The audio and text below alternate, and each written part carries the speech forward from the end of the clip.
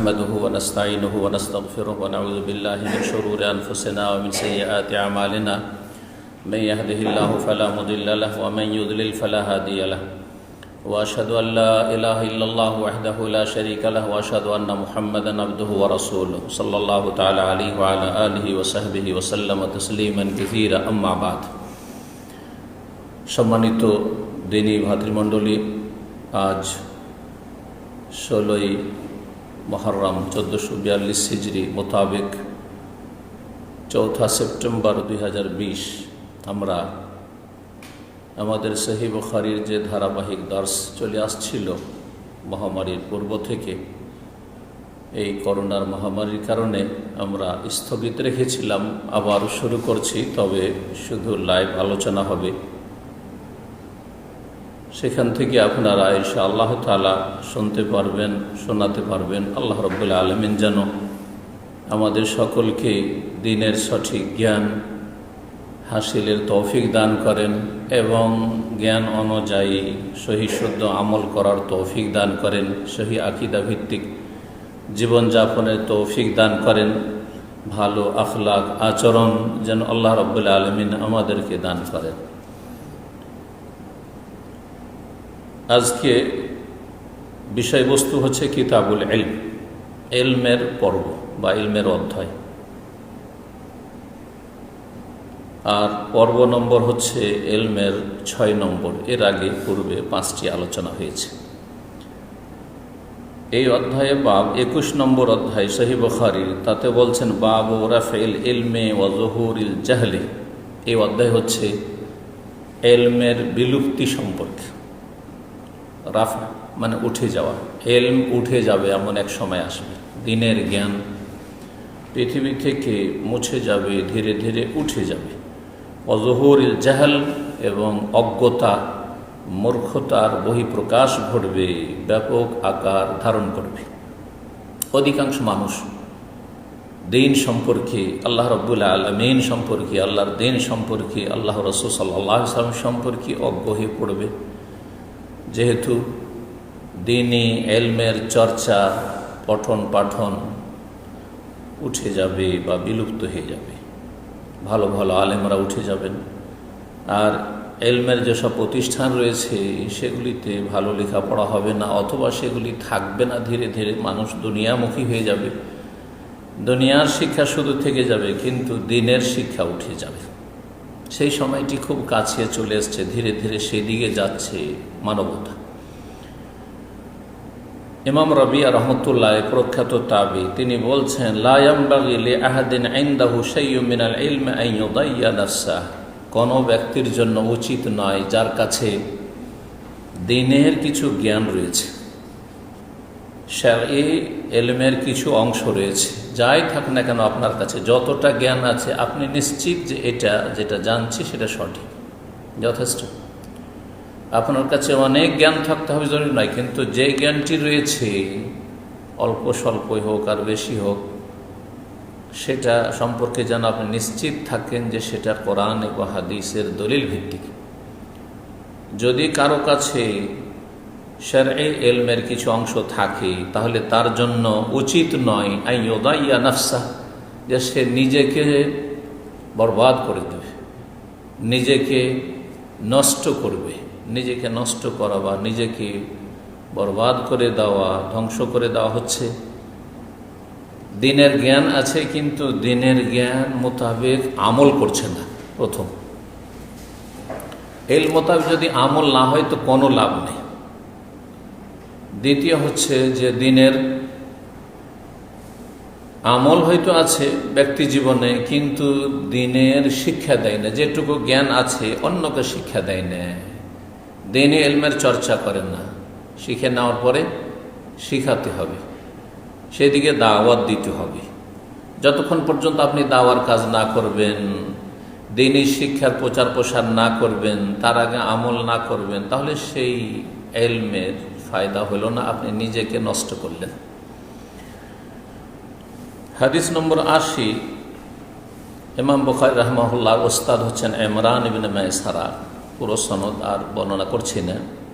সাহাবী বর্ণনাকারী হচ্ছেন আনাস রাদিয়াল্লাহু তাআলা আনহু। তিনি বলছেন, ক্বালা রাসূলুল্লাহ সাল্লাল্লাহু আলাইহি ওয়াসাল্লাম, রাসূলুল্লাহ সাল্লাল্লাহু আলাইহি ওয়াসাল্লাম বলেছেন, ইন্না মিন আশরাতিস সাআহ, নিশ্চয় কিয়ামতের লক্ষণগুলির অন্তর্ভুক্ত হলো। কিয়ামতের অনেক লক্ষণ রয়েছে যেগুলি দুই ভাগে বিভক্ত। ছোট আশরাতুস সাআহ আস-সুগরা, ছোট লক্ষণ, আর আশরাতুস সাআহ আল কুবরা, বড় লক্ষণ। কেউ কেউ ভাগ করেছেন তিন ভাগে, আশরাতুস সাআহ আস-সুগরা ছোট লক্ষণ, আর উস্তা মাঝারি লক্ষণ, বড় না খুব ছোটও না, ছোটগুলির চাইতে একটু বড় আর বড়গুলির চাইতে ছোট। বেশ কিছু লক্ষণ আছে যেগুলির কিছু এসেছে আর কিছু আসছে আর বর্তমান আছে। আর বড় লক্ষণ যে ৯-১০টি রয়েছে সেই লক্ষণগুলি হচ্ছে আশরাতুস সাআহ আল কুবরা। সেগুলি যখন চলে আসবে খুব তাড়াতাড়ি পৃথিবী ধ্বংস হয়ে যাবে, কিয়ামত কায়েম হয়ে যাবে। তো কিয়ামতের লক্ষণগুলির অন্তর্ভুক্ত হলো, মানে ছোট লক্ষণের অন্তর্ভুক্ত। আইয়ুর ফাল এলম, বা মাঝারি লক্ষণ। আইয়ুর ফাল এলম উঠে যাবে। অনেক ছোট ছোট লক্ষণ চলে এসছে, কিন্তু এলম পুরোপুরি উঠে যায়নি। এমন একটা সময় আসবে যে দিনের জ্ঞান একেবারে উঠে যাবে, গোটা দেশ অঞ্চল খুঁজে ফেলে দিবেন, ভালো কোনো আলেম পাবেন না যার কাছে আপনি দিনের জ্ঞান নিয়ে নিশ্চিত হবেন যে সঠিক জ্ঞান দিচ্ছেন। দিনের ফতোয়া হালাল হারাম নিয়ে আপনি নিশ্চিত হবেন যে সঠিক আমাকে দিক নির্দেশনা দিচ্ছেন। যদি তাদের কাছে কিছু এলেম থাকে তো দুনিয়ার কাছে বিক্রি হয়ে যাবে, হক কথা বলবে না, তৌহিদ সুন্নাতের কথা বলবে না। অথবা তৌহিদ সুন্নাত থাকলেও দুনিয়ার গরজে অনেক সময় হালাল হারাম, হালালকে হারাম করে দিবে, হারামকে হালাল করে দিবে। বিভিন্ন পরিস্থিতির কারণে দুনিয়ার লোভ লালসাকে প্রাধান্য দেওয়ার জন্য এটাও হতে পারে। আবার এমন একটা সময় আসবে যে একেবারে এলেম থাকবে না, এলেম থাকবে না, দিনের জ্ঞান থাকবেই না, সব জাহেল হয়ে পড়বে। ওয়াসবতাল জাহলু, আর অজ্ঞতা বা মূর্খতা, জাহালাত, মূর্খতা প্রকট হয়ে পড়বে। মূর্খতা শক্ত আকার ধারণ করবে। সমাজে দিন সম্পর্কে জ্ঞানী মানুষ পাওয়াই যায় না। ওয়ুশরাবুল খামরু, মদ পান করা হবে, ব্যাপক হারে মদ পান করা শুরু করবে। কাফেররা পান করতো মদ এক সময়, এখন অনেক মুসলিম, অনেক সভ্য লোক, প্রভাবশালী লোকেরা, সমাজপতি মদ পান করে। এই কিয়ামতের লক্ষণ কাছে চলে আসছে। মুসলিম সমাজে মদ পান সামাজিক অপরাধ মনে করা হয়, দিনী অপরাধ, আকীদাগত অপরাধকে অনেক অপরাধ মনে করে না। ৫ ওয়াক্ত সালাত পড়ে না, অপরাধ মনে করে না অনেকে, কারণ এটা সামাজিকভাবে অপরাধ মনে করা হয়নি। কিন্তু সামাজিক অপরাধ হচ্ছে ক্রাইম, খুন করা, ব্যভিচার করা, মদ পান করা, জুয়া খেলা, গাঁজা খাওয়া ইত্যাদি। এই ধরনের এই সামাজিক অপরাধ মুসলিম সমাজে ছিল না বললেই চলে, খুব কম ছিল, কিন্তু এখন অনেক বেশি হয়ে গেছে। ওয়াজহারু জেনা, এবং ব্যভিচার, জেনা ব্যাপক আকার ধারণ করবে। জেনা, জি, এই কিয়ামতের লক্ষণ চলে এসছে। এই পরকীয়া প্রেম আজকাল এত ব্যাপক আকার ধারণ করেছে। নিজের স্বামীকে ছেড়ে, সংসার ছেড়ে দিয়ে, বড় বড় ছেলে মেয়ে ছেড়ে দিয়ে উধাও হয়ে যাচ্ছে কারোর সাথে। এই সোশ্যাল মিডিয়ার ফিতনার যুগে সুবহানাল্লাহ, কি যে কোথায় গিয়ে ফেসে যাচ্ছে। আর অবিবাহিতাদের কথা তো বলতে হবে না, অবিবাহিতদের কথা তো বলতেই হবে না। বিবাহিতদের অবস্থা এরকম, স্ত্রীকে ছেড়ে দিয়ে বিবাহিত, অন্যের সাথে প্রেমে লিপ্ত, অন্যকে নিয়ে সংসার করছে, স্ত্রীর খোঁজ নেই না। ঘরে পর্দা নেই, সমাজে পর্দা নেই, পরিবারে পর্দা নেই, যার ফলে বাড়িতে অবাধে যারা নিকটাত্মীয়, মাহরাম নয়, অমাহরাম, তারা প্রবেশ করছে। চাচাতো ভাই, খালাতো ভাই, মামাতো ভাই, ফুফাতো ভাই, দুলা ভাই, দেবর, ভাসুর, কোনো পর্দা নেই। বরং এতে যে কত ব্যভিচার হচ্ছে ওই সব সমাজে আল্লাহ ভালো জানেন, এসব বাইবেল খবর। কিন্তু আমাদের কাছে সমস্যাগুলি যখন উঠে আসে তখন বুঝতে পারি যে সমাজের অবস্থা খুবই খারাপ, অধঃপতনের দিকে চলে যাচ্ছে সমাজ, পরিবার। হেজাব পর্দা না থাকার কারণে, অবাধ মেলামেশার কারণে, সহশিক্ষার কারণে, একসাথে নারী পুরুষদের কর্মক্ষেত্রে একাকার হয়ে যাওয়ার কারণে, আউযুবিল্লাহ, স্বামীকে ছেড়ে দিয়ে কলিগের সাথে প্রেম করছে, জেনা ব্যভিচার লিপ্ত। কিয়ামতের এসব লক্ষণ প্রায় চলে এসছে। আল্লাহ রাব্বুল আলামিন মুসলিম সমাজের হেফাজত করেন, মুসলিম ভাই বোনদের হেফাজত করেন। কিতাবুল ইলমের এই অধ্যায়ে বলতে চাইছেন যে এই যে দ্বীনের ইলম, কোরআন সুন্নাহর জ্ঞান, এবং যেই জ্ঞানের উদ্দেশ্য হচ্ছে আমল করা, যেই জ্ঞানের উদ্দেশ্যে জ্ঞান অর্জন করে দাওয়াত দেওয়া, শিক্ষা দেওয়া, তালিমের কাজ করা, প্রচার প্রসারের কাজ করা, বাল্লিগু আন্নী ওয়ালাউ আয়া, একটি কথা হইলে পৌঁছাও, এগুলো সব শেষ হয়ে যাবে। দাওয়ার কাজ সংকুচিত হয়ে গেছে। দাওয়ার কাজ যে করে সে যেন অপরাধী। দাওয়ার কাজ করলে তাকে ভালো নজরে দেখা, সন্দেহ নজরে দেখা হচ্ছে, সন্দেহের দৃষ্টিতে দেখা হচ্ছে। জি, আল্লাহ রাব্বুল আলামিন যেন ভালো মানুষদের হেফাজত করে আর খারাপদেরকে আল্লাহ হেদায়েত করেন। আর যেসব খারাপদের অনিষ্ট বেড়ে গেছে আল্লাহ তাদের থেকে আমাদের রক্ষা করেন, তাদেরকে তাদের অনিষ্ট দিয়ে ধ্বংস করেন।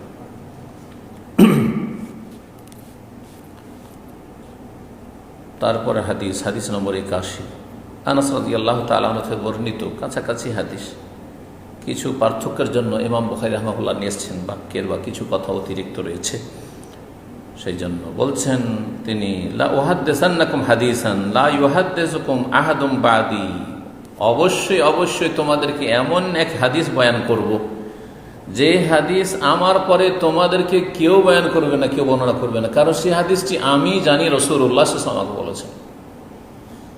সামি'তু রাসূলুল্লাহ সাল্লাল্লাহু আলাইহি ওয়াসাল্লাম ইয়াকুল, আমি আল্লাহর রাসূল সাল্লাল্লাহু আলাইহি ওয়াসাল্লামকে বলতে শুনেছি।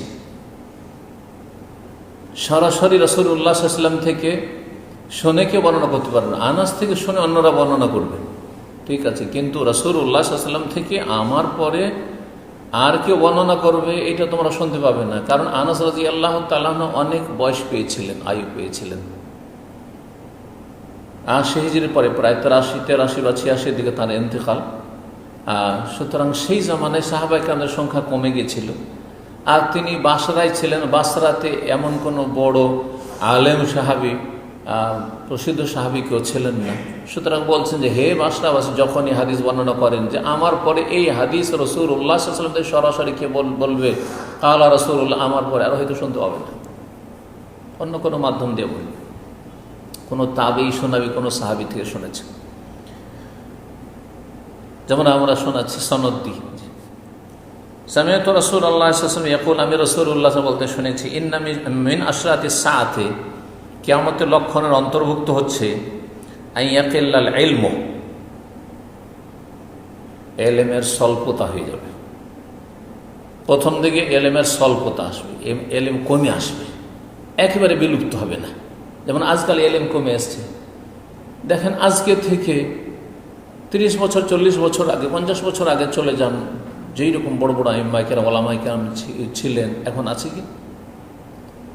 উদাহরণস্বরূপ 3 জন এই যুগের 20 শতাব্দীর ইমামের কথা বলি, শেখ আব্দুল আজিজ ইবনে বাজ রহমতুল্লাহ আলাইহি, শেখ মোহাম্মদ ইবনে সালেহ ওসাইম রহমতুল্লাহ আলাইহি, শেখ মোহাম্মদ নাসিরউদ্দিন আলবানী রহমতুল্লাহ আলাইহিম আজমাইন, তাদের মতো কোনো আলিম পৃথিবীতে আছে না? এমন কেউ আছে যে ভবিষ্যতে এইরকম স্তরে পৌঁছবে? আশা করা যায় না।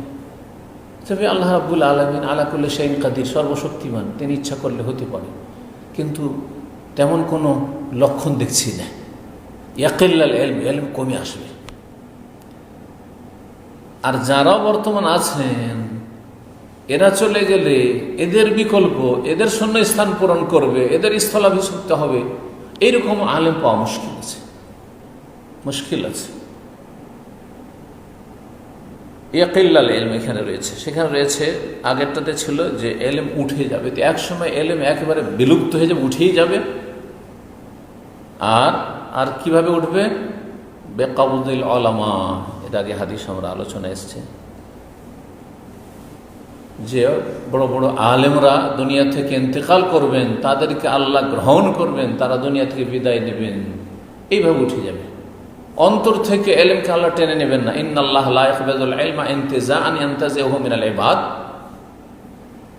আল্লাহ রাব্বুল আলামিন এলেমকে গ্রহণ করবেন, এলেম উঠে যাবে, এটা মানুষের অন্তর থেকে রাতারাতি উঠিয়ে নেবেন না, যে আমার কাছে এলেম আছে আর হঠাৎ করে সকাল হইলো আর কিছু এলেম নেই আমার কাছে, এরকমটা হবে না। ওয়ালাকিন ইয়াকবিদুল ইলমা বিকাবদিল উলামা, তবে এলেমকে আল্লাহ উঠিয়ে নেবেন, গ্রহণ করে নেবেন উলামাদেরকে গ্রহণ করে, উলামারা ইন্তেকাল করবে। হাত্তা লাম ইয়াবকা ফিন নাসি আলিম, এমনকি পৃথিবীতে মানুষ সমাজে আলেম থাকবে না, দেশে খুঁজে পাচ্ছেন না কার কাছে মাসলার হল করব, সমস্যার সমাধান নেব, কার কাছে ফতোয়া নেব। ইত্তাখাযান নাস রুউসান জুহালা, তখন সমস্যার সমাধান তো চাইতে হবে। জাহেল, মূর্খ নেতা, আলে, মসজিদের ইমাম, খতিব, তাদের কাছ থেকে তাদেরকে ধর্মীয় নেতা, দিনী আলেম মেনে নেবে আর তাদের কাছে ফতোয়া নেবে।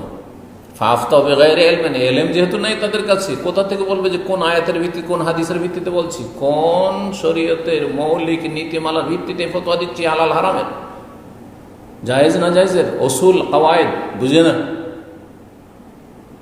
ফাফতাউ বিগাইরি, বিনা ইলমে ফতোয়া দিবে, ইলম নেই, সহি সহি বুঝে না, বিনা ইলমে ফতোয়া দিবে, জাল কথা বলবে। ফদাল্লু ওয়া আদাল্লু, নিজেরাও পথভ্রষ্ট হবে এই জাহেল মুফতিগুলো, ওয়া আদাল্লু, আর অন্যদেরকে, জনগণকেও গোমরাহ পথভ্রষ্ট করবে। তা ইলম কমে যাবে, এখন কমে যাওয়ার সময় চলছে, এই যুগটা চলছে ইলম কমে যাওয়ার, ইলম হ্রাস পাচ্ছে। ওয়ায়াজহারুল জাহলু, অজ্ঞতা বিরাজ করবে। ওয়ায়াজহারু জিনা, ব্যভিচার ব্যাপক আকার ধারণ করবে, প্রসার লাভ করবে। পার্কে চলে যান, বিচে চলে যান, সৌদি আরবের বিচ ছাড়া বাকি অন্য বিচে চলে যান, কি যে অবস্থা, আল্লাহ হেফাজত করে, আল্লাহ হেফাজত করে। ওয়াতাকসুরু নিসা, নারীদের সংখ্যা বেশি হয়ে যাবে, কারণ যুদ্ধ, লড়াই খুব বেশি হবে, যার ফলে লড়াইয়ে পুরুষরাই বেশি মারা যাবে। মহিলারা, বিশেষ করে মুসলিম সমাজের অধিকাংশ মহিলাই বাড়িতে অবস্থান করে, কাফেরদের মতো নয় এখনো, যদিও অনেকে কাফেরদের কদমে কদম রেখে একবারে সেদিকে চলে গেছে, তাদের অবস্থা সেরকম হবে। যারা, যেসব মহিলারা নিজেরা সেনাবাহিনীতে যাচ্ছে, নিজেরা প্রশাসনে যাচ্ছে, নিজেরাই আপনার রাস্তাঘাট, কলকারখানায় পুরুষদের যৌন হয়রানির শিকার হওয়ার জন্য সেখানে পৌঁছে গেছে, তাদের অবস্থা পুরুষদের মতোই হবে। জি, তাদের দুর্দশা শেষ থাকবে না, পরিণাম খুব খারাপ কিয়ামতের আগে। ওয়াতাকসুরু নিসা, নারীদের সংখ্যা বেশি হয়ে যাবে, পুরুষরা থাকবে না। ওয়ায়াকিল্লু রিজাল, পুরুষদের সংখ্যার স্বল্পতা দেখা দিবে, পুরুষদের সংখ্যা কমে যাবে। হাত্তা ইয়াকুনা লি 50 ইমরাতান আল কাইয়িমুল ওয়াহিদ, এমনকি 50 জন মহিলা একটি পরিবারে, একটা গোত্রে আছে, তাদের একজন অভিভাবক রয়েছে, বিয়ে দিতে হবে। 50 জন মহিলার অভিভাবক খুঁজলে ওই একজন পুরুষ পাওয়া যাচ্ছে। একটা গোত্রে 50 জন মহিলা আছে আর মাত্র একজন পুরুষ, সব পুরুষ মারা গেছে। এমনিতেও পৃথিবীর পরিসংখ্যান বলছে প্রায় দেশেরই যে ছেলে সংখ্যার চাইতে মেয়ে সন্তানের সংখ্যা, কন্যা সন্তানের সংখ্যা বেশি। এটা তো এই দিক থেকেও সংখ্যা বাড়ছে, আর পুরুষরা বিয়ে করছে না, মেয়েদের সংখ্যা আরও বাড়ছে, বিয়ে করছে না, 40-50 হয়ে বিয়ে করছে, বা লিভ টুগেদার করছে, বিয়ে করছে না, জেনা ব্যভিচার পতিতালয় থেকে কাজ সেরে নিচ্ছে, আউযুবিল্লাহ,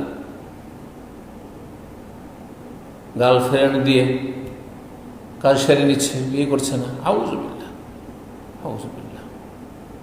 এটা মুসলিম সমাজের চিত্র নয়, কাফের সমাজের চিত্র বলছি। বড় দুঃখের বিষয়। আল্লাহ মুসলিমদের হেফাজত করুক, ফিরে আসার তৌফিক দান করুক। আর এত বেশি মারামারি, হানাহানি, খুনাখুনি হবে যে 50 জন মহিলা আছে, কিন্তু তাদের দেখাশোনা করার জন্য শুধুমাত্র একটা পুরুষ। 82 নম্বর হাদিস। আন হামজা ইবনে আব্দুল্লাহ ইবনে ওমর, হামজা বিন আব্দুল্লাহ বিন ওমর, আব্দুল্লাহ বিন ওমর রাদিয়াল্লাহু তাআলা আনহুমা ওয়া আনহুম, প্রখ্যাত সাহাবী, তার পিতা আমিরুল মুমিনিন, দ্বিতীয় খলিফা সাহাবী, খলিফা রাশিদ। তো এই আব্দুল্লাহ বিন ওমরের ছেলে হামজা তাবি, তিনি বলছেন আন্না ইবনে ওমর, তার পিতা ইবনে ওমর রাদিয়াল্লাহু তাআলা আনহুমা কালা, বলেছেন সামি'তু রাসূলুল্লাহ সাল্লাল্লাহু আলাইহি ওয়াসাল্লাম কাল, আমি রাসূলুল্লাহ সাল্লাল্লাহু আলাইহি ওয়াসাল্লামকে বলতে শুনেছি, বাইনা আনা নাইমুন, আমি কোনো এক সময় একদিন শুয়েছিলাম, ঘুমিয়েছিলাম, উতিত বিকাদহি লাবানিন, আমার কাছে ঘুমন্ত অবস্থায় একটি দুধের পেয়ালা নিয়ে আসা হলো। কাদহুন পেয়ালা, দুধের পাত্র বা পেয়ালা নিয়ে আসা হলো। ফাশারিবতু, আমি পান করলাম। আমাকে বলা হলো যে দুধ পান করেন। আর নবী রাসূলগণের স্বপ্ন হচ্ছে ওহীর একটা ধরন, এমন করে পান করলাম, হাত্তা ইন্নী লা আরার রিয়া ইয়াখরুজু ফি আজফারি, আমি দেখতে পাচ্ছি যে আমার দুধ পান করে পরিতৃপ্তি আমার নখ দিয়ে প্রকাশ পাচ্ছে। মানে এত বেশি পান করেছি। এটা আরবি ভাষার একটা অলংকার। যেমন আমরা বলি যে আজকে এত খেয়েছি যে এখানে উঠে গেছে, এটা আমাদের বাঙালিদের কথা। আর আরবিদের কথা হচ্ছে যে আমি এত পান করেছি যে আমার নখের ডগাতে পর্যন্ত দুধ পৌঁছে গেছে। মানে মন ভরে যতটা পারি আমি পান করেছি একবার স্বপ্ন যোগে। সুম্মা আতাইতু ফাদলি ওমর ইবনুল খাত্তাব রাদিয়াল্লাহু তাআলা আনহু, তারপরে আমার পান করার পরে অতিরিক্ত দুধটা আমি ওমর ইবনে খাত্তাব রাদিয়াল্লাহু তাআলা আনহুকে দিয়ে দিলাম, আমিরুল মুমিনিন খলিফা রাশিদ রাদিয়াল্লাহু তাআলা আনহু, তাকে দিয়ে দিলাম। কালু, সাহাবীরা জিজ্ঞেস করলেন, ফামা আউয়ালতাহু ইয়া রাসূলুল্লাহ, তাহলে এই স্বপ্নের আপনি কি মর্ম আপনি বর্ণনা করলেন? এর তাওয়িল মানে এর হচ্ছে আপনার বিবরণ বা মর্ম, রহস্য, এই স্বপ্নের অর্থ কি, ব্যাখ্যা কি?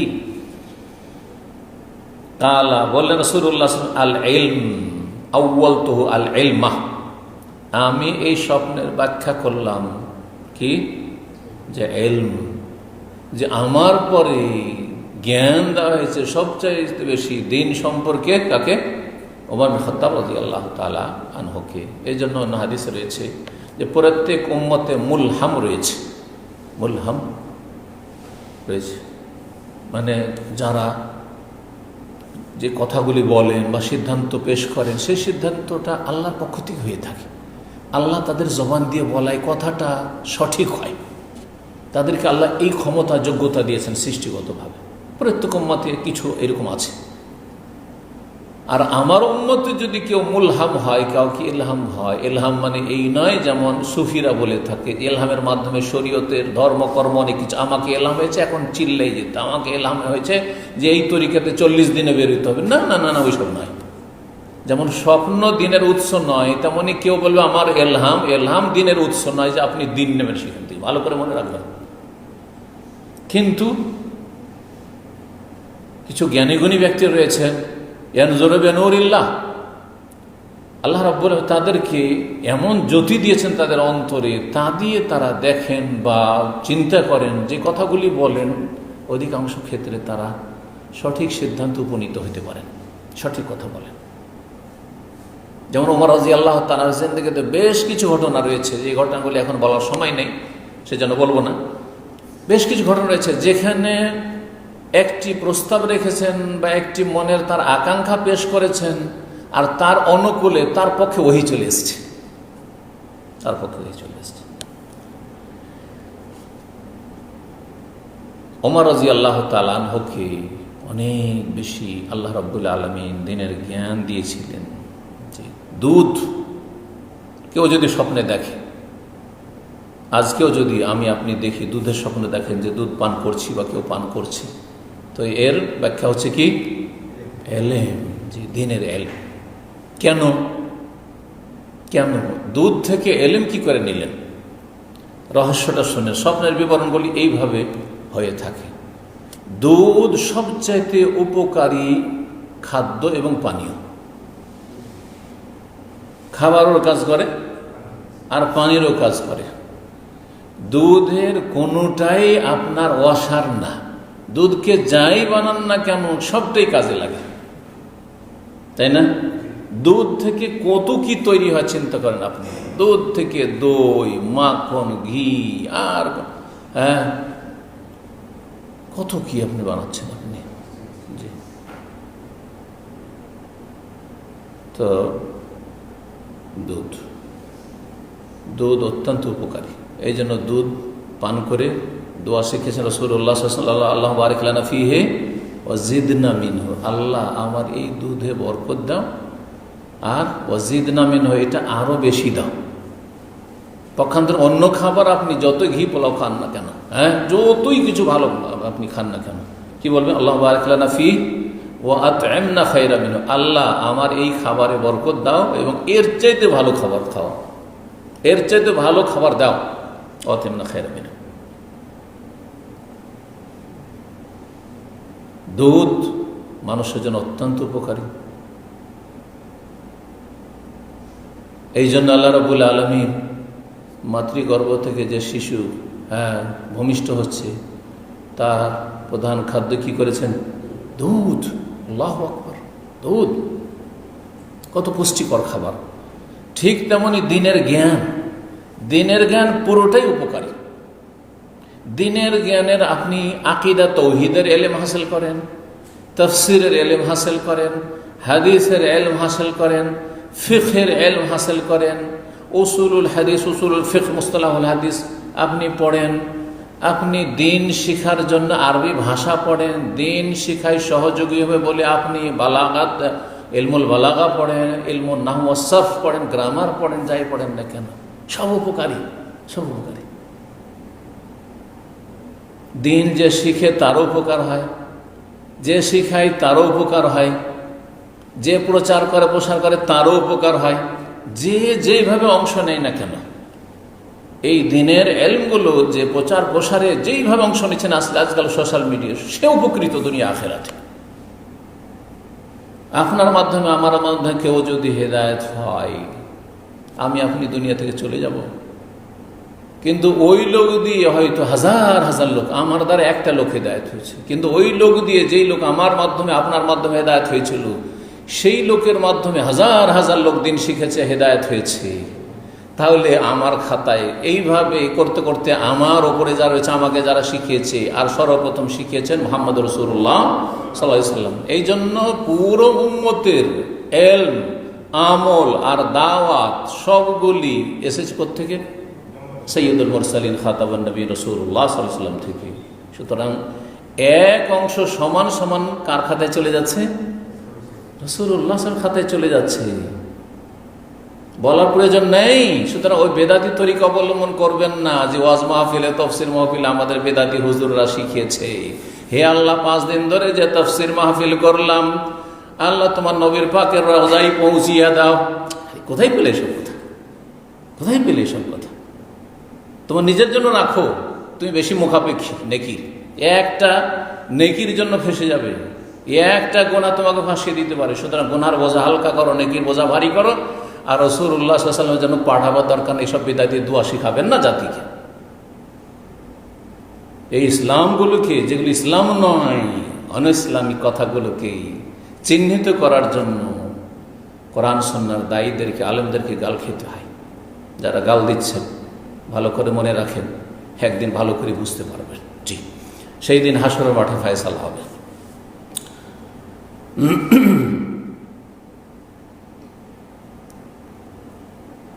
23 নম্বর অধ্যায় বলছেন বাবুল ফুতি ওয়া হুয়া ওয়াকিফুন আলা দাব্বাতি ওয়া গায়রিহা। এই অধ্যায় হচ্ছে বাহনের ওপর অথবা অন্য কোনো কিছুর ওপর বসে ফতোয়া দেওয়া সম্পর্কে। বাহনে বসে, সেই বাহন আপনার ওঁট হোক আর ঘোড়া হোক আর গাধা হোক আর খচ্চর হোক, প্রাচীন যুগের বাহন, অথবা বাস ট্রেনে হোক, আপনার প্রাইভেট কারে হোক। অনেকে আজকাল প্রাইভেট কারে বসে লাইভ দিচ্ছেন, দিনের জ্ঞান বা প্রশ্নের উত্তর দিচ্ছেন। আলহামদুলিল্লাহ। যদি কেউ আপনাকে জিজ্ঞেস করে যে আপনি যে গাড়িতে বসে বসে এই যে ড্রাইভিং করছেন, বা আপনি বসে আছেন গাড়িতে আর আপনি লাইভে প্রশ্ন উত্তর দিচ্ছেন, এটা জায়েজ, এটা বিদআত? ও যে দেখো নবী সাল্লাল্লাহু আলাইহি ওয়াসাল্লাম করেছেন।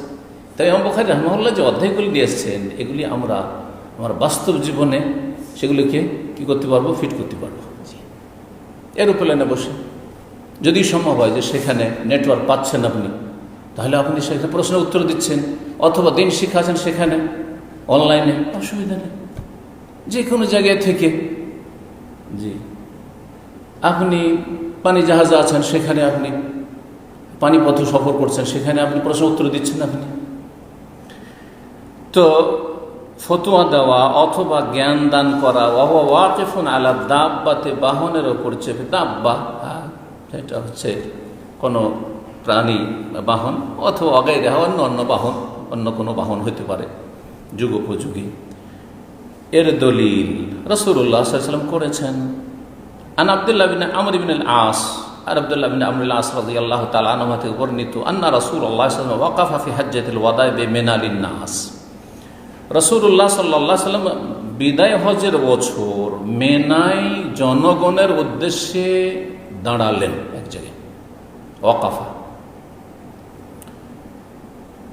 বা অবস্থান করলেন। ওয়াকাফা অবস্থান করা, কখনো দাঁড়ানোকে বলা হয়, কখনো থামাকে বলা হয়। হ্যাঁ, এই জন্য আজকাল ওয়াকাফা দাঁড়ানোর অর্থে ব্যবহার না করে বলছে মৌকিফ। আপনার গাড়ির পার্কিং কি, গাড়ি সে দাঁড়ানোর অর্থ সেখানে নিতে পারেন যে গাড়ি সেখানে দাঁড় করার জায়গা, সেই জন্য।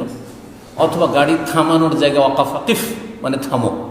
রাস্তায় লেখা থাকছে না কিফ মানে স্টপ, সৌদি আরবে লেখা থাকছে ইংরেজিতে স্টপ, আর কিফ মানে থামো। ওয়াকাফা থেকে আমার এসেছে। তো রাসূলুল্লাহ সাল্লাল্লাহু আলাইহি ওয়াসাল্লাম বিদায় হজে মেনায় জনগণের উদ্দেশ্যে অবস্থান করলেন, দাঁড়ালেন অথবা থামলেন, যাই বলেন। ইয়াসআলুন, লোকেরা জিজ্ঞাসা করতে শুরু করলেন, লোকজনের মাসলা মাসাইলের উত্তর দেওয়ার জন্য, ফতোয়া দেওয়ার জন্য। তাহলে আলেমদের ফতোয়া দেওয়া এটি রাসূলুল্লাহ সাল্লাল্লাহু আলাইহি ওয়াসাল্লামের সুন্নাত। প্রশ্ন উত্তর পর্ব করা রাসূলুল্লাহ সাল্লাল্লাহু আলাইহি ওয়াসাল্লামের সুন্নাত। সেটা যুগোপযোগী। আজকাল আপনি আপনি মাইকে করছেন, অথবা আপনি সোশ্যাল মিডিয়াতে করছেন, যেইভাবে করছেন, অডিওতে করছেন, ভিডিওতে করছেন, যেভাবে আপনার সুবিধা হয়। দুনিয়ার পার্থিব যেসব উপায় উপকরণ রয়েছে, সেগুলি আল্লাহ রাব্বুল আলামিন মুমিনদেরকে ব্যবহার করতে বলেছেন। বরং মুমিনরা বেশি অধিকার রাখে পার্থিব এবং পারলৌকিক নিয়ামত ভোগ করার ক্ষেত্রে। আল্লাহ কোরআনে কারীমে বলেছেন। জি, ফাজা রাজুলুন ফাকালা, একজন লোক আসলো, এসে বলল, লাম আশউর ফাহালাকতু ক্বাবলা আন আযবাহ, আমি বুঝতে পারিনি, মানে মাসলা জানা ছিল না। ফাহালাকতু ক্বাবলা আন আযবাহ, জবাই করার আগে মাথা মুন্ডন করে ফেলেছি, জবাই করিনি, আগে মাথা মুন্ডন করে ফেলেছি। 10 তারিখের যে কাজগুলি রয়েছে, যে 4-5টি কাজ রয়েছে, তার মধ্যে আগে পরে করে দেওয়া, তরতিব বা পর্যায়ক্রম বজায় রাখা হচ্ছে সুন্নাত মুস্তাহাব। আর কেউ যদি এটা আগে পরে করে দেয় তো জায়েজ, আগে পরে করে দেয় তো জায়েজ। এর দলিল আসছে, এই দলিলগুলি একটা হাদিস, 2টো হাদিস সামনে আছে। আমি বুঝতে পারিনি, সুতরাং আমি কি করেছি, আমি কুরবানি জবাই করার আগেই মাথা মুন্ডন করেছি। আগে কি করতে হবে, আগে তরতিবগুলো বলে দিতে হলে।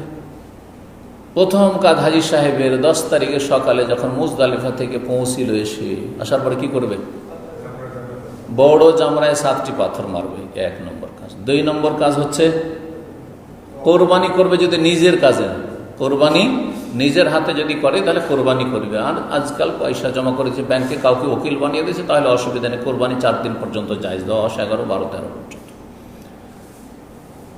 3 নম্বর কোন কাজটি করবে, হ্যাঁ, মাথা মুন্ডন, জবাইয়ের পরে মাথা মুন্ডন। 4 নম্বরে কোন কাজটি করবে, বাইতুল্লাহর তওয়াফে ইফাদা বা তওয়াফে জিয়ারা করবে। তওয়াফে ফরজ, তওয়াফে রুকুন, মেলাগুলির নাম। তওয়াফে হজ, এটি 5টি নাম। হজের তওয়াফ, ফরজ তওয়াফ, রুকুন তওয়াফ, জিয়ারার তওয়াফ, এফাদা তওয়াফ মানে ফিরে এসে প্রত্যাবর্তন করে আপনার প্রত্যেকে সুম্মা আফিযু মিন হাইসু আফাদান নাস, আরাফা থেকে মুজদালিফা থেকে। 5 নম্বর কি কাজ? 5 নম্বর কাজ হচ্ছে সাফা মারওয়ার সাই করবে যদি সাই বাকি থাকে বা হজে তামাত্তু করে থাকে।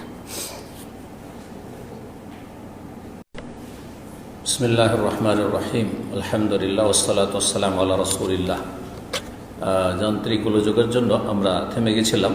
আমাদের আলোচনা চলছে যে বাহনের ওপর বসে ফতোয়া দেওয়া রাসূলুল্লাহ সাল্লাল্লাহু আলাইহি সাল্লাম থেকে প্রমাণিত। তো এই হাদিসে রয়েছে যে রাসূলুল্লাহ সাল্লাল্লাহু আলাইহি সাল্লাম বিদায় হজে মেনায় জনগণের উদ্দেশ্যে অবস্থান করলেন এক জায়গায়, সেই সময় বাহনের ওপর চেপেছিলেন। অন্য হাদিসে স্পষ্ট এসে, এই হাদিসটা এসে কথাটি অস্পষ্ট রয়েছে। একজন লোক এসে জিজ্ঞেস করলো, ইয়া রাসূলুল্লাহ, আমি বুঝতে পারিনি আমি জবাই করার আগে মাথা মুন্ডন করে ফেলেছি। রাসূলুল্লাহ বলে, ইজবাহ ওয়ালা হারাজ, জবাই করো, কোনো অসুবিধা নেই, কোনো আপত্তি নেই, কোনো দোষ নেই। হারাজ মানে সংকীর্ণতা, দিনে কোনো সংকীর্ণতা নেই, কোনো দোষ নেই। ফাজা আখার, দ্বিতীয় জন আসলো, এসে বলল, লাম আশুর ফানাহারতু ক্বাবলা আন আরমি, আমি বুঝতে পারিনি আমি জবাই করে ফেলেছি কোরবানি কঙ্কর মারার আগে কঙ্কর মারতো তারপরে জবাই, আমি আগেই কি করেছি, জবাই করে ফেলেছি। কালা এরমে ওয়ালা হারাজ, এখন কঙ্কর মেরে নাও, ওয়ালা হারাজ, কোনো অসুবিধা নেই বা দোষ নেই। ফামা সুইলান নবী সান শাইইন কুদ্দামা ওয়াল আখির ইল্লা কালা ইফআল ওয়ালা হারাজ।